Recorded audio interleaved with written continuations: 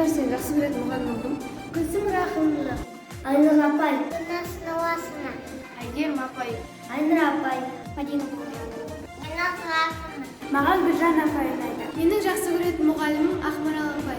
Айгерім апай. Мадина апай. Менің жақсы көретін мұғалімім Құмзай апай. Айнұр апай. Почему она тебе нравится? Она красивая. Өйткені ол апай сабағын қызықты қылып және керемет қылып өткізеді.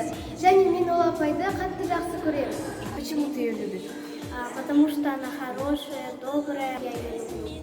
Неге ол апай жақсы көресің? Өйткені ол сабақты жақсы түсіндіріп, қызықты өткізеді. Өйткені ол апай мейірімді және оның сабағы әрдайым керемет болып өтеді.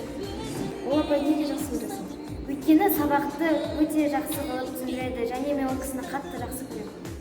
Өйткені ол апай бізге күшті сабақ береді. Мен ол апайды қатты жақсы көремін. Ол бізге ұрыспайды, жақсы сабақ береді. Мен оны жақсы көремін қатты. Ол ұрыспайды, ол мейірімді, сабағына көмектеседі.